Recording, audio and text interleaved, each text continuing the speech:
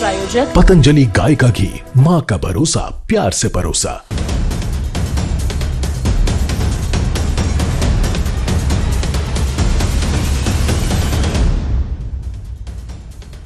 नमस्कार, news 18 Haryana prime में आप सभी का स्वागत है। मैं हूं आपके साथ गुरजोत संधू। शुरुआत करेंगे बुलेटिन की। सबसे पहले राज्यसभा की 37 सीटों के लिए चुनाव की घोषणा हो गई और 37 सीटों के लिए 16 मार्च को मतदान होगा, मतगणना होगी। बता दें कि नामांकन दाखिल करने की आखिरी तारीख 5 मार्च है। हरियाणा की 2 सीटों पर भी राज्यसभा का चुनाव का ऐलान कर दिया गया है। किरण चौधरी और रामचंद्र जांगड़ा का कार्यालय खत्म हो रहा है। उनकी जगह पर किसका नाम जो है दोनों पार्टियां देंगी, बीजेपी और साथ के साथ कांग्रेस, नजरें बनी हुई है। खास तौर पर बात की जाए तो हरियाणा में इन 2 सीटों के चलते एक बीजेपी की सीट लगभग तय मानी जा रही है और लेकिन दूसरी सीट की बात की जाए कांग्रेस की तो उसको भी कांग्रेस के हिस्से में लगभग तय माना जा रहा है। हालांकि उस सीट को भी बीजेपी हटने की कोशिश करेगी या कह ले कि उस पर भी कब्जा जमाया जा सकता है।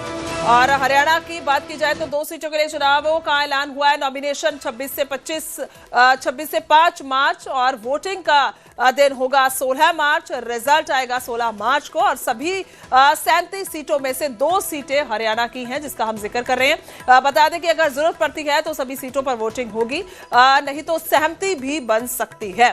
तो 26 से 5 मार्च तक नॉमिनेशन होंगे, वोटिंग होगी, रिजल्ट होगा 16 मार्च को। और अंकित दुदानी में से फोन लाइन पे है। अंकित, क्या कुछ पूरी और जानकारी, अपडेट, क्योंकि सियासत में एक बड़ा चुनाव। बिल्कुल, 2 राज्यसभा की सीटें जो खाली हो रही हैं और उसको लेकर के ये चुनाव हो रहा है और 2 जो सीटें खाली हो रही हैं उसमें किरण चौधरी का नाम है, उसमें रामचंद्र जांगड़ा का नाम है। दोनों सीटें उनके कार्यकाल पूरा होने से खाली हो रही हैं और अब शेड्यूल जारी हो गया है राज्यसभा का, तो कहीं ना कहीं गहमा गहमी पहले से भी जारी है लेकिन अब कुछ ज्यादा ही शुरू हो जाएगी क्योंकि जो दावेदार हैं, जो लॉबिंग कर रहे हैं, वो काफी सक्रिय रूप से लॉबिंग करते हुए नजर आएंगे। बात की जाए कैलकुलेशन की विधायकों के तो उसमें एक सीट भारतीय जनता पार्टी को जानी तय है क्योंकि भारतीय जनता पार्टी के 48 विधायक है। 3 निर्दलीय विधायक ऐसे हैं जिन्होंने भारतीय जनता पार्टी को अपना समर्थन दे रखा है, वो चाहे देवेंद्र कात्यान हो, वो चाहे बहादुरगढ़ के विधायक राजेश हो या फिर जो हिसार की विधायक सावित्री जिंदल हो, उन्होंने जो अपना समर्थन दे रखा है वो भारतीय जनता पार्टी को दे रखा है। तो एक सीट जानी भारतीय जनता पार्टी के कोटे में तय है। वहीं दूसरी सीट की जहां तक बात है तो वो कांग्रेस के खाते में जाती हुई दिख रही है। लेकिन अगर कांग्रेस में जैसे कि पहले भी देखने में आता रहा है कि क्रॉस वोटिंग हो जाती है और इस वजह से कांग्रेस सीट गंवा देती है, वो चाहे जब सुभाष चंद्रा का चुनाव हुआ था तो उस समय भी केंद्र से जब प्रत्याशी बनाया गया तो उस समय भी क्रॉस वोटिंग हो गई और सीट चली गई। वहीं कार्तिकेय शर्मा का जब चुनाव हुआ तो उस समय भी अजय माकन को कैंडिडेट बनाया गया तो उस समय भी वो सीट हार गए थे। तो अभी भी कांग्रेस में ये जो संभावना बनी रहती है कि क्रॉस वोटिंग हो जाएगी तो उसकी वजह से, और दिलचस्प जब हो जाएगा चुनाव, अगर बीजेपी दूसरा अपना कैंडिडेट उतारती है या तो कोई सामाजिक व्यक्ति को उतारती है या पार्टी के ही किसी व्यक्ति को उतारती है तो फिर चुनाव की नौबत आएगी और चुनाव जो है 16 मार्च को होगा।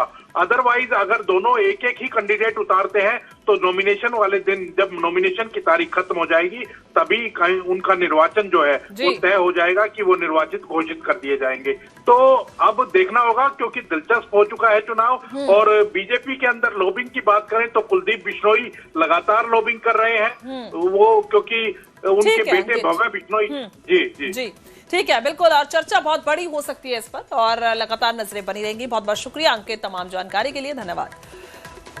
तो बात की जाए हरियाणा की तो कौन जाएगा राज्यसभा, इसमें अभी सस्पेंस है और 26 से नॉमिनेशन शुरू हो जाएंगे।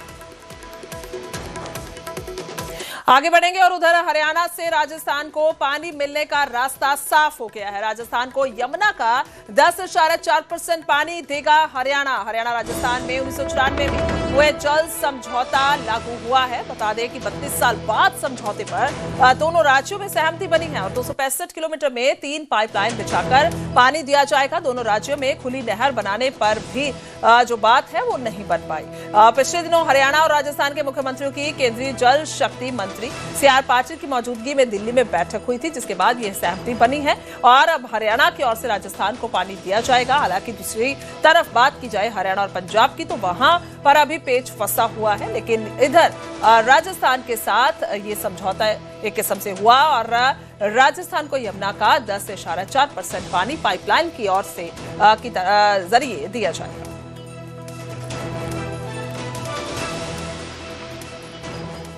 उधर बीजेपी विधायक सतपाल जांबा का बयान आया है, हमारी पार्टी में सभी दूध के धुले नहीं हैं। बड़ा बयान दिया उन्होंने और दूसरी पार्टियों में कई बहुत गंदे लोग आए हैं। दूसरी पार्टियों से कई बहुत गंदे लोग आए हैं। उन्होंने कहा अगले 5 साल मतलब निकालेंगे फिर भाग जाएंगे। ऐसे लोग किसी के नहीं, सिर्फ मतलब के होते हैं। कैथल के पुंडरी से बीजेपी विधायक हैं सतपाल जांबा। आपको बताया जा रहा है कि यह वीडियो पुंडरी के सार्वजनिक कार्यक्रम था जिसकी है और 16 फरवरी को विधायक नगर पालिका कार्यालय में अधिकारियों से बैठक करने के लिए पहुंचे थे। इस दौरान लोगों ने भ्रष्टाचार को लेकर शिकायत की, जिसके बाद विधायक ने माइक लेकर खरी खरी बातें कही और कुल मिलाकर यह बयान अपने आप में बड़ा है। पहले बयान सुनते हैं। पार्टी में सारे दूध के दूल्हे हुए हैं। ऐसे लोग, गंदे लोग आए हुए हैं, दूसरी पार्टी छोड़ के मेरी पार्टी में घुसे हैं, अपने मतलब से आए हुए हैं कि भाई अगले 5 साल मतलब अपने मतलब निकालेंगे। अब जैसे भी कोई कुछ सिस्टम होगा भाग जाएंगे। ऐसे मतलब के होते हैं, ना तेरे ना मेरे ना पार्टी के, ये सिर्फ मतलब के होते हैं और ऐसे इंसानों से हमें बचना। ऐसा कुछ नहीं कि मेरी पार्टी में सारे दूध के दूल्हे हुए हैं। ऐसे लोग, गंदे लोग आए हुए हैं, दूसरी पार्टी छोड़ के मेरी पार्टी में घुसे हैं, अपने मतलब से आए हुए हैं कि भाई अगले 5 साल मतलब अपने मतलब निकालेंगे। अब जैसे भी कोई कुछ सिस्टम होगा भाग जाएंगे। ऐसे मतलब के होते हैं, ना तेरे ना मेरे ना पार्टी के, ये सिर्फ मतलब के होते हैं और ऐसे इंसान। हालांकि विधायक साहब की बात की जाए तो उन्होंने किसी का नाम नहीं लिया है और लेकिन बहुत बड़े चेहरे हैं। अगर हम जिक्र करें किरण चौधरी का हम जिक्र करें तो वो कांग्रेस पार्टी छोड़कर बीजेपी में है और इस समय मौजूदा राज्यसभा सांसद हैं। इसके अलावा कुलदीप बिश्नोई और भी कई चेहरे ऐसे जिन्होंने पार्टी ज्वाइन की बीजेपी और बहुत बड़े चेहरे जिनका नाम कांग्रेस के नाम से जाना जाता था कभी, लेकिन अभी की बात की जाए तो वो बीजेपी में और इसके अलावा भी कई ऐसे चेहरे, हालांकि पूरे भारत की बात की जाए लेकिन अभी बीजेपी विधायक सतपाल जांबा के हम बयान का जिक्र कर रहे हैं जो हरियाणा से आते हैं। वीरेंद्र पुरी मेरे संवाददाता फोन लाइन पे हैं। वीरेंद्र, क्या कुछ समझा जाए? हालांकि विधायक साहब ने किसी का नाम तो नहीं लिया लेकिन सीधे तौर पर बड़े जो लीडर हैं जो किसी और पार्टी से बीजेपी में आए उन पर निशाना साधा। सतपाल जांबा का ये पहली बार नहीं है कि वो विवादों में रहे। इससे पहले भी उनके दो बयान वायरल हुए थे जिनमें एक फरल गांव की सरपंच को लेकर भी वो इस तरह से बोलते नजर आए थे। महिला सरपंच को लेकर आपत्तिजनक टिप्पणी करते नजर आए थे। इसके अलावा एक बार सुशासन दिवस पर भी उन्होंने ऐसे ही बीजेपी की में भ्रष्टाचार की बात की थी। सुशासन दिवस पर ही भ्रष्टाचार की बात की थी, लेकिन अब भी उन्होंने एक इस तरह का बयान दिया है कि भाजपा पार्टी में रहते हुए भाजपा के खिलाफ ही बोले हैं, क्योंकि उन्होंने यहाँ तक कह दिया कि भाजपा में वो लोग, भाजपा में जो लोग आते हैं वो दूध के धुले नहीं है। कहीं ना कहीं इशारा वो भाजपा में जो नई ज्वाइनिंग हुई है या फिर भाजपा के कई जो लीडर हैं इनके खिलाफ हैं, उसको लेकर इन्होंने बयान दिया है। लेकिन भाजपा पार्टी इन पर क्या एक्शन लेती है, क्या कहती है, ये देखने वाली बात होगी। ठीक है, बिल्कुल। बहुत बहुत शुक्रिया वीरेंद्र तमाम जानकारी के लिए। और ये पहली दफा नहीं है जब इस तरीके का बयान जो विधायक साहब की ओर से, सतपाल जांबा की ओर से दिया गया। इससे पहले भी वो विवादों में रहे। उधर समालखा में हरियाणा के विधायक पर एक्शन हुआ है। दुकान पर बदमाशों का कब्जा छुड़वाने पहुंचे एमएलए दबंगों ने, बता दें, दुकान पर कब्जा किया हुआ था। खुद ताला खुलवाने पहुंचे विधायक मनमोहन बड़ाड़ा। तो ये मामला भी अपने आप में सुर्खियों में है। बता दें कि हरियाणा के विधायक का एक्शन देखने को मिला है। समालखा में हरियाणा के विधायक ने एक्शन किया है। दुकान पर बदमाशों का कब्जा जो किया हुआ था उनको छुड़वाने के लिए एमएलए साहब पहुंचे। दबंगों ने ये दुकान पर कब्जा किया हुआ था। इसकी तस्वीरें सामने आई। होगा, याद रखिएगा। उधर एचएसजीएमसी का जनरल सत्र फिर रद्द हुआ है। कुरुक्षेत्र में आज होना था एचएसजीएमसी का जनरल सत्र। झिंडा ग्रुप के सदस्यों का कोरम पूरा ना होने पर सेशन रद्द कर दिया गया। पिछली बार भी कोरम पूरा ना होने पर सत्र रद्द किया था और आपस में टसलबाजी लगातार चल रही है। अगर बात की जाए तो बलजीत सिंह दादुआल और जगदीश सिंह झिंडा ग्रुप दो बने हुए हैं और लगातार एक दूसरे पर इल्जाम तराशी है, इल्जाम लगाए जा रहे हैं और ऐसे में फिर से जनरल सत्र रद्द कर दिया गया। उधर हरियाणा में पुलिस कांस्टेबल भर्ती का मामला है और हरियाणा में पुलिस भर्ती का पीएमटी पीएसटी जल्द होगा उम्मीदवारों का फिजिकल टेस्ट और जल्द जारी होगा फिजिकल टेस्ट का शेड्यूल। चेयरमैन की ओर से यह जानकारी दी गई। एचएसएससी चेयरमैन हिम्मत सिंह ने इसके संबंधित जानकारी साझी की है। बता दें कि बहुत समय से, कई सालों से ही जो नौजवान हैं, लड़के लड़कियां हैं, वो पुलिस भर्ती के लिए मेहनत करते हैं और उनकी ओर से तैयारी की जाती है और सबसे बड़ा अहम होता है फिजिकल टेस्ट पुलिस भर्ती में, बेशक वो किसी भी राज्य की हो। तो हरियाणा में पुलिस भर्ती का पीएमटी पीएसटी टेस्ट जल्द होगा, इसके लिए जानकारी दे दी गई है चेयरमैन की ओर से।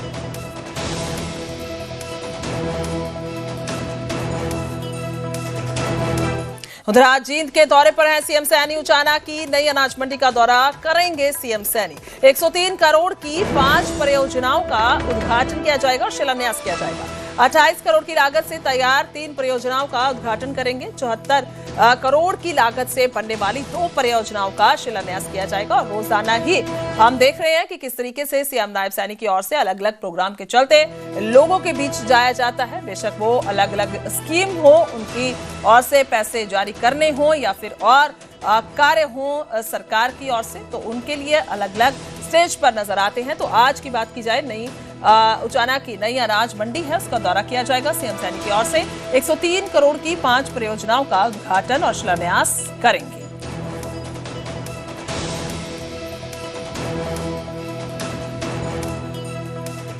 उधर करनाल में हुए धान घोटाले में बड़ा एक्शन हुआ है। पुलिस ने 4 अफसरों को गिरफ्तार कर लिया है। 5 आरोपियों को पहले ही गिरफ्तार इसमें किया जा चुका है। अभी तक की बात की जाए, 69 अधिकारी और कर्मचारियों को सस्पेंड किया गया है। करनाल में करीब 7 करोड़ का ये धान घोटाला हुआ था, जिसका पर्दाफाश हुआ, जिसके बाद लगातार कार्रवाई इस मामले में जारी है। मंडी के बाहर से फर्जी गेट पास जारी किए गए थे, जिसके बाद ये घोटाला हुआ था। और ऐसे में बता दें कि पहले ही सस्पेंड कर दिया गया था उन जिम्मेवार अधिकारियों को, जिसके बाद उनकी अब गिरफ्तारी हुई है। ये तस्वीरें आपको दिखा रहे हैं जब गिरफ्तार किया गया। और महिला पुलिस मुलाजम भी तैनात है, क्योंकि अफसर जो है वो महिला हैं। ऐसे में महिला पुलिस मुलाजमों के साथ ही टीम पहुंची है और उनको गिरफ्तार किया गया। बता दें कि करीब 7 करोड़ का घोटाला हुआ था और मंडी के बाहर से फर्जी गेट पास जारी किए गए थे। तो ऐसे में कार्रवाई लगातार जारी है, क्योंकि घोटाले का जब पर्दाफाश हुआ है और उसमें जो जिम्मेवार हैं उनकी जिम्मेदारी तय करते हुए उन पर एक्शन हो रहा है, उन पर कार्यवाही हो रही है। तो आज ऐसे में ये तस्वीरें आपको दिखा रहे हैं जब गिरफ्तार किया गया है और बड़ा घोटाला जो धान का हुआ उसमें एक्शन किया गया है।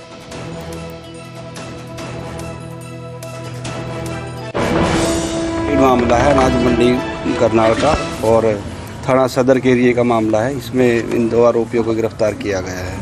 अभी इन्वेस्टिगेशन जारी है। कुल कितने आरोपी हैं सर? अभी इन्वेस्टिगेशन जारी है, आगे से आगे जो मिल रहे हैं उनको। ये 2 कौन है सर? ये है एक तो करनाल अनाज मंडी की सेक्रेटरी थी जो पहले, और एक जुंडला अनाज मंडी की सेक्रेटरी है। क्या नाम है इनके? ये करनाल से आशा रानी और से दीपक कुमार जुंडला से। आरोप क्या है सर इन पर? ये फर्जी गेट पास का है इसमें। तो आशा रानी पहले से सस्पेंडेड थी, जिनको गिरफ्तार किया गया। खैर आगे बढ़ेंगे और बात करेंगे हरियाणवी सिंगर और सॉन्ग राइटर हर्ष बुबका की, जिनको गिरफ्तार कर लिया गया।